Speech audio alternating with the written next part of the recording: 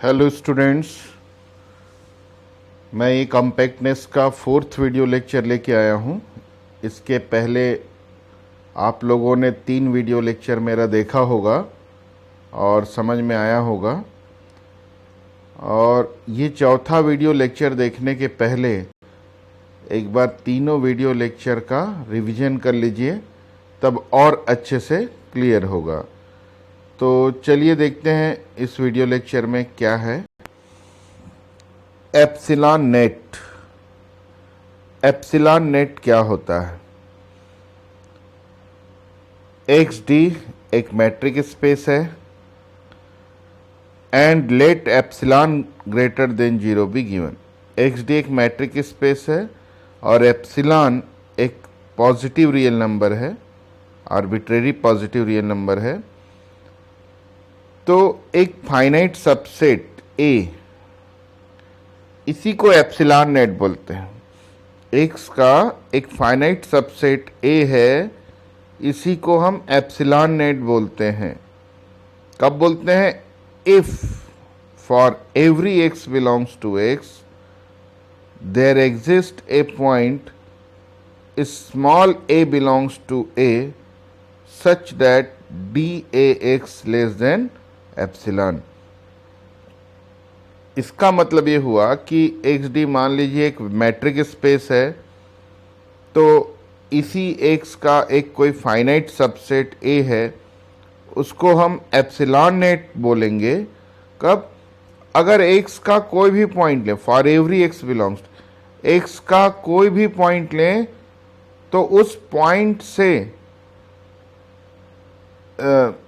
X का कोई भी पॉइंट लें तो ए में एक ऐसा पॉइंट होना चाहिए, एक में कम से कम एक ऐसा पॉइंट होना चाहिए जिसका उस पॉइंट एक्स से डिस्टेंस लेस देन एप्सिलॉन हो। एक्स के हर पॉइंट के लिए ए में एक पॉइंट ऐसा होना चाहिए जिसका डिस्टेंस उस एक्स से एप्सिलॉन से भी कम डिस्टेंस पर हो। या इसको ऐसा भी बोल सकते हैं कि ये जो सेट ए है, जो एक्स का सबसेट है, उसको एप्सिलॉन नेट बोलेंगे। कब बोलेंगे? जब इस ए में जितने मेंबर्स हैं उनके ओपन स्फीयर का यूनियन, लेकिन रेडियस क्या रहेगा? एप्सिलॉन, क्योंकि एप्सिलॉन नेट बोल रहे हैं यानी इसलिए इसका रेडियस एप्सिलॉन रहेगा। और सेंटर ए के मेंबर्स, तो ए के जितने मेंबर्स हैं उनको सेंटर मान के और एप्सिलॉन को रेडियस मान के हम ओपन स्फीयर लें तो उस ओपन जितने भी ओपन स्फीयर्स हैं उनका यूनियन एक्स के इक्वल हो जाए, तब इस सेट ए को एप्सिलॉन नेट बोलते हैं। तो ये दो डेफिनेशन है, क्योंकि ये मैट्रिक स्पेस में हम पढ़ रहे हैं कॉम्पैक्टनेस को, इसीलिए यहाँ मैट्रिक स्पेस का जिक्र हो रहा है, ओपन स्फीयर का जिक्र हो रहा है, या मैट्रिक डी का जिक्र हो रहा है। तो क्लियर हो गया होगा एप्सिलॉन नेट क्या है। एक बार फिर से बता दूं कि एक्स का कोई subset, finite subset A epsilon net होगा। अगर एक्स का कोई भी पॉइंट ले लें तो ए में एटलीस्ट एक पॉइंट ऐसा हो कि उस पॉइंट का डिस्टेंस उस एक्स के पॉइंट से कितने डिस्टेंस पर हो? लेस देन एप्सिलॉन डिस्टेंस पर हो। और या फिर ए के जितने पॉइंट्स हैं उसको सेंटर मान के एप्सिलॉन रेडियस का ओपन स्फीयर डिफाइन करें, तो ये जितने भी ओपन स्फीयर हैं उसका यूनियन एक्स को कवर कर दे। ये होता है एप्सिलॉन नेट। अब देखते हैं टोटली बाउंडेडनेस। टोटली बाउंडेडनेस क्या होता है? टोटली बाउंडेड कि कोई भी मैट्रिक स्पेस एक्स डी, उसको हम टोटली बाउंडेड बोलेंगे। कब बोलेंगे? अगर उस एक्स का एक एप्सिलॉन नेट हो, for every epsilon greater than 0। X has an epsilon net for every epsilon greater than 0, तब इसको टोटली बाउंडेड कहते हैं। क्लियर हो गया? जिस मैट्रिक स्पेस का एप्सिलॉन नेट हो फॉर एवरी एप्सिलॉन, ऐसा नहीं कि एप्सिलॉन की एक वैल्यू के लिए बस एप्सिलॉन नेट है, तब उसको टोटली बाउंडेड नहीं बोलेंगे।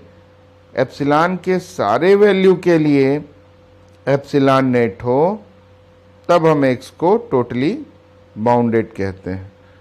अब देखते हैं लीबेग नंबर। लीबेग नंबर क्या होता है? एक्स डी एक मैट्रिक स्पेस है और सी उसका ओपन कवर है। सी ओपन सेट्स का कलेक्शन है जिसका यूनियन एक्स को कवर करता है, यानी सी ओपन कवर हो गया इस मैट्रिक स्पेस का। तो एक पॉजिटिव रियल नंबर होता है एल ग्रेटर देन 0, इसको बोला जाता है लीबेग नंबर। लीबेग नंबर किसका होता है? ओपन कवर का। ध्यान रखिएगा, ये जो लीबेग नंबर टर्म यूज हो रहा है वो ओपन कवर के लिए होता है। तो इस ओपन कवर का एल लीबेग नंबर कहलाएगा। इस ओपन कवर का एल लीबेग नंबर कहलाएगा। कब कहलाएगा? अगर एक्स के जितने भी सबसेट्स हैं, एक्स के जितने सबसेट जिनका डायमीटर एल से कम हो, ध्यान दीजिए, एक्स के ऐसे सबसेट्स जिनका डायमीटर एल से कम हो, वो एटलीस्ट एक जी लैम्डा के अंदर आते हो।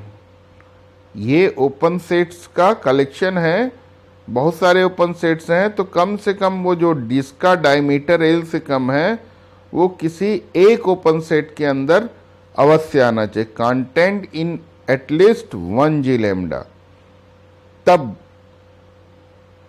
एल को इस ओपन कवर का लीबेग नंबर कहते हैं। एक बार फिर से रिपीट कर देता हूं,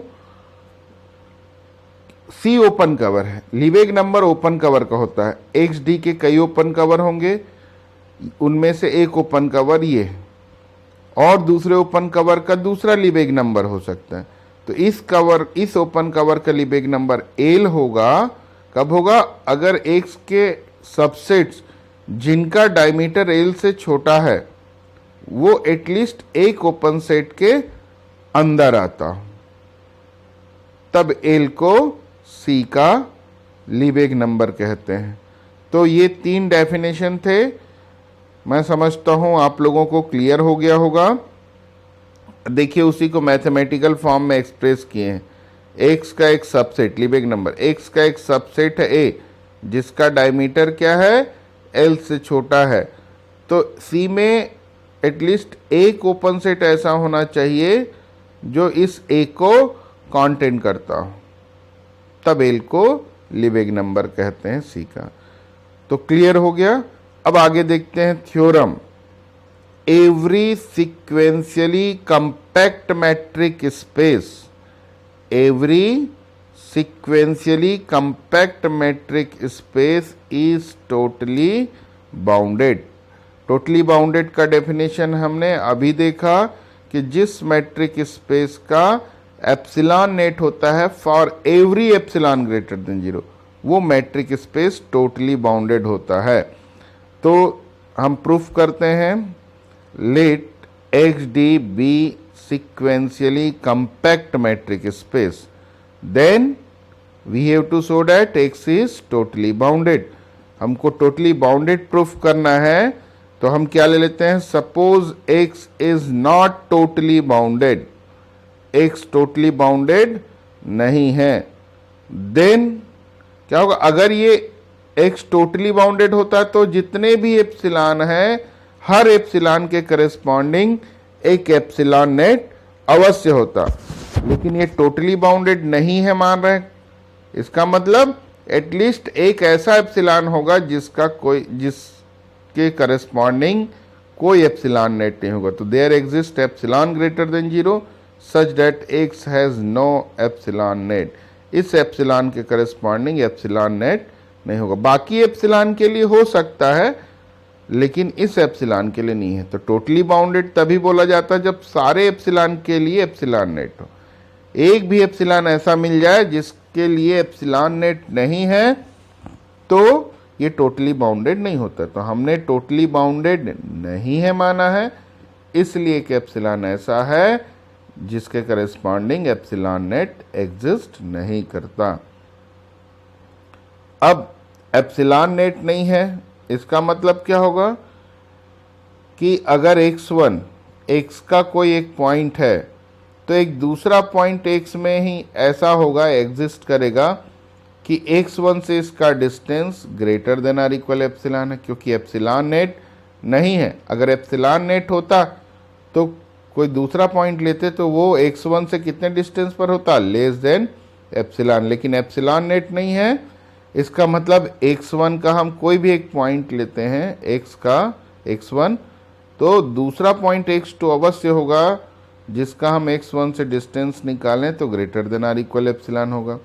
वैसे ही अब x2 x का मेंबर है तो x3 एक ऐसा मेंबर होगा x में जिसका x2 से डिस्टेंस निकालें तो greater than or equal epsilon होगा। तो यहाँ ग्रेटर देन क्यों आ रहा है, क्योंकि ये एप्सिलॉन नेट नहीं है एप्सिलॉन के लिए।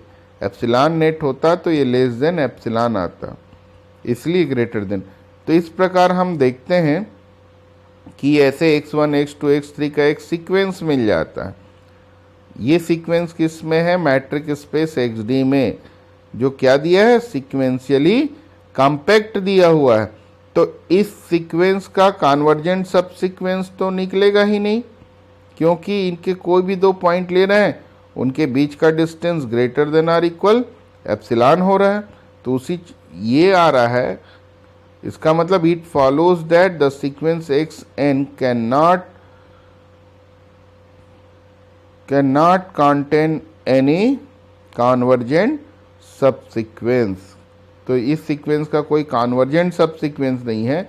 इसका मतलब x is not sequentially compact, क्योंकि सीक्वेंशियली कॉम्पैक्ट का डेफिनेशन क्या होता है कि कोई भी मैट्रिक स्पेस सीक्वेंशियली कॉम्पैक्ट कब होगा, जब उसके जो भी सीक्वेंस है उसका एक कॉन्वर्जेंट सब सीक्वेंस हो। तो ये तो सीक्वेंस है लेकिन इसका कोई कॉन्वर्जेंट सब सीक्वेंस नहीं मिल रहा है, इसलिए हम बोल रहे हैं सीक्वेंशियली कॉम्पैक्ट नहीं है। तो ये तो कॉन्ट्रडिक्शन हो गया। क्यों, क्योंकि हम यहाँ पर मान के चले थे कि ये सीक्वेंशियली कॉम्पैक्ट है, तो कॉन्ट्रडिक्शन क्यों मिला। इसका मतलब हम एज्यूम किए थे वो अपना गलत हो गया। कि क्या एज्यूम कर लिए थे, x is not totally bounded, मतलब x क्या है, टोटली बाउंडेड होगा।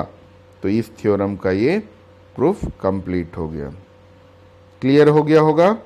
अब आगे बढ़ते हैं लीबेक कवरिंग लेमा। लीबेक कवरिंग लेमा के स्टेटमेंट क्या है, every open cover of A sequentially compact matric space, जो सीक्वेंशियली कॉम्पैक्ट मैट्रिक स्पेस होता है उसके हर ओपन कवर का लीबेक नंबर होता है। सीक्वेंशियली कॉम्पैक्ट मैट्रिक स्पेस के हर ओपन कवर का लीबेक नंबर होता है, यही लीबेक कवरिंग लेमा है। सीक्वेंशियली कॉम्पैक्ट मैट्रिक स्पेस के हर ओपन कवर का लीबेक नंबर होता है। अब चलिए इसका प्रूफ देखते हैं। XD एक सीक्वेंशियली कॉम्पैक्ट मैट्रिक स्पेस ले लेते हैं और C उसका एक ओपन कवर। अब हमको बताना है कि इस ओपन कवर का लीबेक नंबर है। ये क्या है, एक आर्बिट्रेरी ओपन कवर है। अगर हम बता दें कि इसका लीबेक नंबर एग्जिस्ट करता है, मतलब इसके हर ओपन कवर का एक लीबेक नंबर एग्जिस्ट करता है। तो XD sequentially compact matric space है और C उसका एक ओपन कवर ले लिए। तो क्या शो करना, we have to show that C has a Lebesgue number. Suppose that, फिर कॉन्ट्रेरी लेके चलते हैं। Suppose that C has no Lebesgue number, C का कोई लीबेक नंबर नहीं है, तब क्या होगा, then for every n belongs to n there exist a subset Cn of x having the property that. अब हम क्या बोल रहे हैं, C का कोई लीबेक नंबर नहीं है, और लीबेक नंबर नहीं है यानी कोई भी नंबर लें, L की जगह हम यहाँ पर क्या ले रहे हैं, 1/n, जहाँ n कोई भी नेचुरल नंबर हो सकता, for every n belongs to n के लिए। तो अगर हम L डायमीटर L की जगह जो लीबेक नंबर L लेते हैं उसकी जगह 1/n ले रहे हैं और ये डायमीटर ले रहे हैं। अब ये लीबेक नंबर नहीं है, इसका मतलब कि एक सबसेट होगा x का जिसका डायमीटर तो 1/n से छोटा होगा, लेकिन ये जो जिसका डायमीटर 1/n से छोटा है वो किसी ओपन सेट का सबसेट नहीं है, यानी इस ओपन कवर के किसी भी मेंबर का सबसेट नहीं है। अगर ये इसके किसी भी मेंबर का सबसेट होता तो यही 1/n क्या हो जाता, लिबेग नंबर हो जाता इस ओपन कवर का। तो क्योंकि इसका लिबेग नंबर नहीं है मान रहे हैं, प्रूफ करना है, लेकिन हम यहाँ पर एज्यूम कर लिए हैं कि नहीं है, और लिबेग नंबर नहीं है इसका मतलब कि हर n के लिए, हर नेचुरल नंबर के लिए x का एक सबसेट Cn ऐसा होगा जिसका डायमीटर तो 1/n से छोटा होगा। जो कंडीशन है लिबेग नंबर का, l की जगह 1/n आ गया, l से इसका डायमीटर छोटा है, और लेकिन ये Cn किसी भी ओपन सेट का मतलब C के किसी भी मेंबर का सबसेट नहीं है। मानो फॉर ऑल लैम्डा, कोई भी जी लैम्डा ले लें, किसी की जी लैम्डा का सबसेट नहीं है। अब हम चूज करते हैं इस Cn, इसका डायमीटर 1/n से छोटा है। अब इस सेट Cn का एक मेंबर चूज कर लिए small cn for each n belongs to it. ऐसी C1, C2, C3, C4 हर का एक एक member small C1, C2, C3 choose कर लिए for each n belongs to n।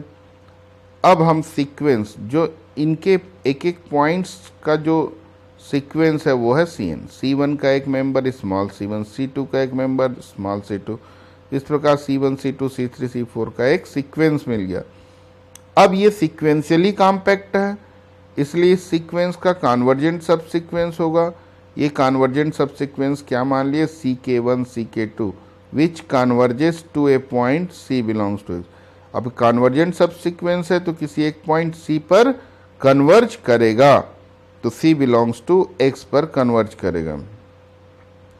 अब C क्या है, X का एक कवर है, ये जो C है वो X का एक कवर है, और X का एक कवर है तो क्या होगा, इसका जो भी मेंबर होगा X का, इसका एक मेंबर उस मेंबर को अवश्य कंटेन करेगा। एक बार फिर से देखिए इस लाइन को, क्योंकि C X का एक मेंबर है, C X का मेंबर है, और X को कौन कवर कर रहा है, C के मेंबर्स कवर कर रहे हैं। C की मतलब union of G lambda X के इक्वल है, तो X का कोई भी पॉइंट होगा वो एटलीस्ट एक G लैम्डा में तो बिलोंग करेगा ही। तो वो किस में बिलोंग कर रहा है, मान रहे हैं G लैम्डा नॉट में। तो C किस में बिलोंग कर रहा है, G लैम्डा नॉट में। क्लियर हो गया। एक बार फिर से रिपीट करता हूं, C किसका मेंबर है, X, और X किसके इक्वल है, यूनियन ऑफ G लैम्डा। तो C X का मेंबर है और ये इक्वल है यूनियन ऑफ G लैम्डा, यानी C union of G lambda का मेंबर है, और C यूनियन में बिलोंग करता है, यानी एटलीस्ट उसके एक सेट में तो बिलोंग करेगा। वो सेट मान लिए हम G लैम्डा नॉट, जिसमें C बिलोंग कर रहा है। अब G लैम्डा नॉट ओपन है। ओपन सेट का क्या डेफिनेशन होता है मैट्रिक स्पेस में, कि कोई सेट ओपन है, इसका मतलब वो अपने हर पॉइंट के ओपन स्फीयर को कंटेन करेगा। तो C उसका एक मेंबर है, इसलिए उसके ओपन स्फीयर को ये कंटेन करेगा। ये ओपन सेट अपने हर पॉइंट के ओपन स्फीयर को कंटेन करेगा, तो इसको कंटेन कर रहे हैं। सिंस CK(n) मतलब CK1, CK2 ये जो सब सीक्वेंस है किस पे कन्वर्ज करता है, C पे कन्वर्ज करता है, और C पे कन्वर्ज करता है तो कन्वर्जेंट का डेफिनेशन लगा दिए कि क्या होगा, CK(n) C पर कन्वर्ज करता है। इसको हम दो तरीके से एक्सप्रेस कर सकते हैं। लिमिट के डेफिनेशन को लिख सकते हैं कि dCK(n) C लेस देन ε/2, या फिर बोलें for all n greater than or Kn greater than or equal n0, या तो हम ऐसा भी लिख सकते हैं कि CK(n) इस C को सेंटर मानकर ε/2 रेडियस का ओपन स्फीयर डिफाइन करें, तो ये CK(n) इस ओपन स्फीयर में बिलोंग करेगा for all Kn greater than or equal n0। हम यहाँ पर लिमिट का डेफिनेशन क्या लिखते हैं, लिमिट का डेफिनेशन लिखेंगे CK(n) की लिमिट C है, तो एक पॉजिटिव इंटीजर n0 होगा such that dCK(n) C less than ε/2 for all Kn greater than or equal n0, ये होगा। तो अब क्या करते हैं, इसको सी के एन और सी का distance less than epsilon by 2 है, मतलब सी के एन क्या होगा, सी सेंटर और एप्सिलॉन बाई 2 रेडियस के ओपन स्फीयर में बिलोंग करेगा। तो हम यहाँ पर इस तरीके से लिमिट को एक्सप्रेस किए for all k n greater than or equal n nought. Clear हो गया होगा। अब हम एक positive integer k nought choose करते हैं which is greater than or equal n nought, k nought greater than or equal n nought, मतलब इस एन नॉट से बड़ा, क्योंकि एन नॉट से बड़ा कोई भी लेते हैं पॉजिटिव इंटीजर वो इस कंडीशन को सेटिस्फाई करता है। के नॉट एन नॉट से बड़ा ले लिए, तो के नॉट एन नॉट से कैसा बड़ा मान लिए कि 1 बाई के not is less than epsilon by 2। तो अब के नॉट एन नॉट से बड़ा है, यानी के नॉट इस कंडीशन को सेटिस्फाई करेगा, यानी C K naught S C epsilon by 2 का मेंबर हो जाएगा।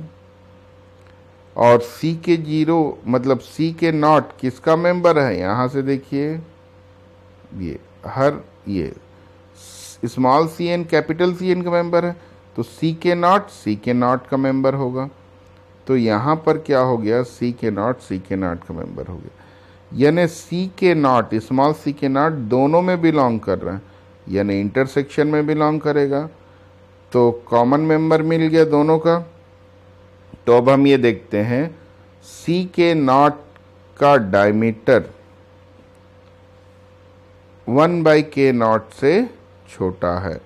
ये कहाँ से आया, ये देखिए यहाँ पर लें delta C N, diameter of C N less than 1 by N, तो यहाँ सी के नॉट ले रहे हैं, तो delta C K not less than 1 by के नॉट, तो उसी को हम यहाँ पर लिखें। और 1 बाई के नॉट को हम किससे छोटा माने हैं, यहाँ पर एप्सिलॉन बाई 2 से छोटा माने हैं, इसलिए यहाँ एप्सिलॉन बाई 2 से। तो अब क्या हो रहा है, सी के नॉट का डायमीटर एप्सिलॉन बाई 2 से छोटा है और किसको इंटरसेक्ट कर रहा है, एस सी एप्सिलॉन बाई 2 को इंटरसेक्ट कर रहा है। तो इसका डायमीटर एप्सिलॉन बाई 2 से छोटा है, तो ये क्या आएगा, बहुत छोटा सेट है जो इस ओपन स्फीयर जिसमें रेडियस एप्सिलॉन है उसके अंदर आ जाएगा पूरा complete. S C epsilon by 2 को अभी देखा हमने इंटरसेक्ट करता है, तो इसको इंटरसेक्ट करता है एप्सिलॉन बाई 2 रेडियस को, तो एप्सिलॉन रेडियस के अंदर आ जाएगा पूरा। अब क्यों आ जाएगा एप्सिलॉन रेडियस के अंदर बोल रहे हैं, क्योंकि इसका डायमीटर एप्सिलॉन बाई 2 से छोटा है, इसलिए एप्सिलॉन रेडियस के ओपन स्फीयर के अंदर कंप्लीटली आ जाएगा। तो अब ये इक्वेशन नंबर 7 और जो इक्वेशन नंबर 2 आया है देखते हैं। Equation number 2 S C epsilon G lambda naught का सबसेट है, तो S C epsilon G lambda naught का सबसेट है, तो ये जी लैम्डा नॉट का सबसेट है, यानी ये भी जी लैम्डा नॉट का सबसेट होगा। तो अब हम क्या देख रहे हैं कि सी के नॉट का डायमीटर एप्सिलॉन बाई 2 से छोटा है और वो किसी न किसी एक ओपन सेट के अंदर आ जा रहा है। ये तो कॉन्ट्रेडिक्शन है।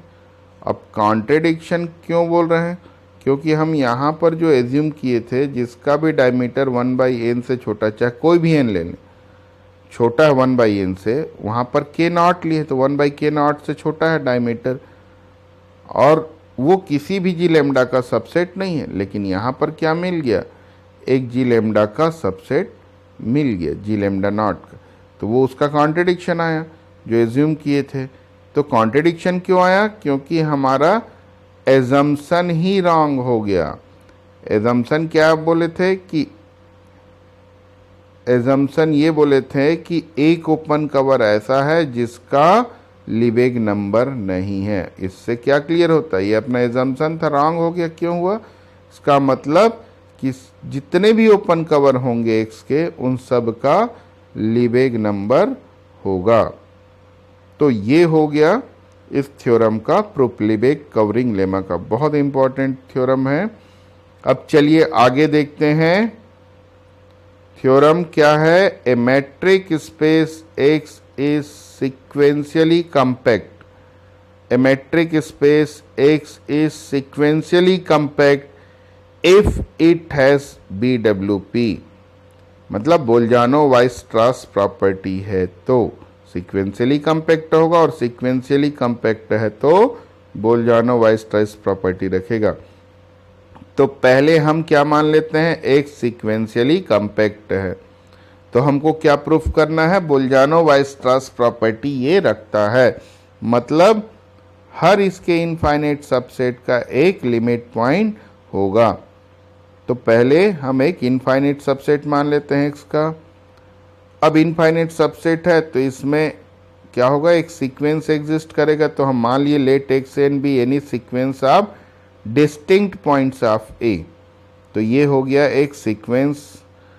तो x क्या दिया है, सीक्वेंशियली कॉम्पैक्ट, मतलब इसके हर सीक्वेंस का एक कॉन्वर्जेंट सब सीक्वेंस होगा, तो ये भी तो उसी का a के पॉइंट्स का सीक्वेंस, यानी ये तो खुद x का सबसेट है, तो हम बोल सकते हैं कि ये सीक्वेंस x में है, तो इस सीक्वेंस का क्या होगा, कॉन्वर्जेंट सब सीक्वेंस। तो हम इसका एक कॉन्वर्जेंट सब सीक्वेंस क्या ले लिए, XIN, और इसकी लिमिट कॉन्वर्जेंट है, यानी इसकी लिमिट होगी, इसकी लिमिट हम क्या मान लिए, x।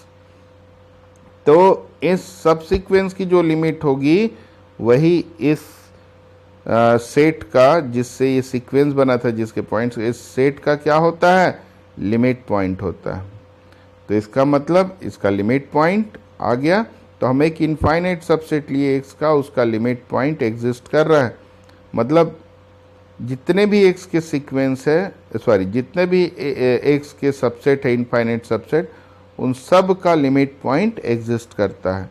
और इससे क्या प्रूफ हो गया, x हैज़ BWP, क्योंकि हर इनफाइनाइट सेट का लिमिट पॉइंट है, और उसी को हम बोलते हैं बोल्जानो वाइस्ट्रास प्रॉपर्टी। तो एक पार्ट प्रूफ हो गया।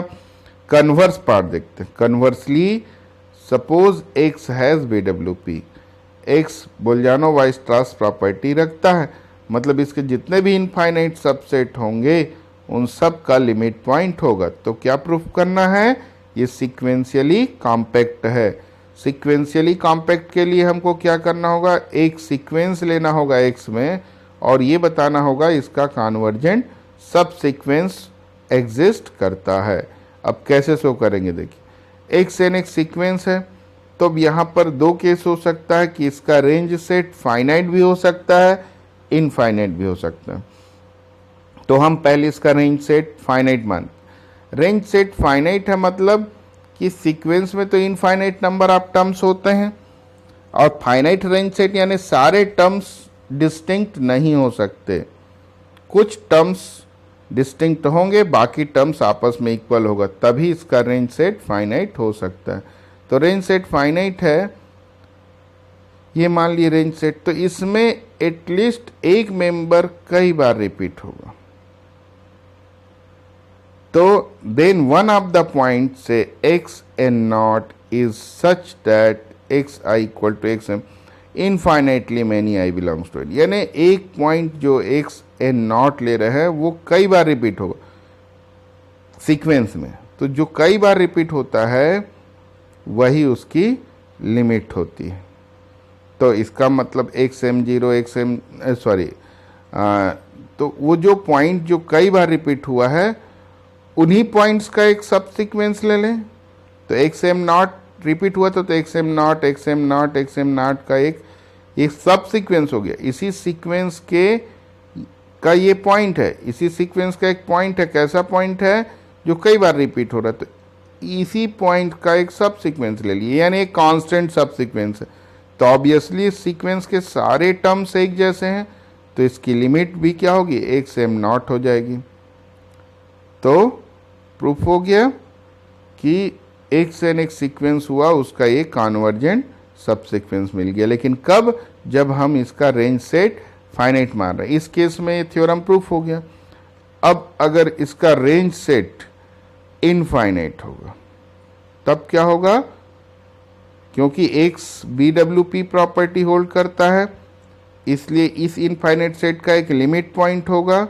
मान लिए इसको x0 एक लिमिट पॉइंट क्यों होगा, क्योंकि BWP रख रहा है, हम मान के चलें, इसलिए एक लिमिट पॉइंट होगा। और जो लिमिट पॉइंट होता है देयर एग्जिस्ट, तो इस लिमिट पॉइंट पे कन्वर्ज करने वाला एक सब सीक्वेंस अवश्य होता है। Then clearly there exist a sub sequence of sequence x n which converges to x not.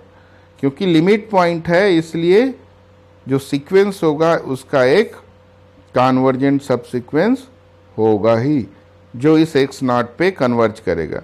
इससे क्या प्रूफ हो गया? X sequentially compact. तो दोनों ही केस में अब इस थ्योरम का प्रूफ कंप्लीट होता है।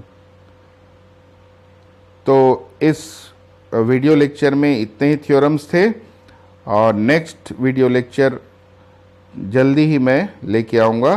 तब तक इस वीडियो लेक्चर का नोट्स बना लीजिए, अच्छे से समझ लीजिए, बुक का भी हेल्प लीजिए और फिर जल्दी ही मिलते हैं। Thank you.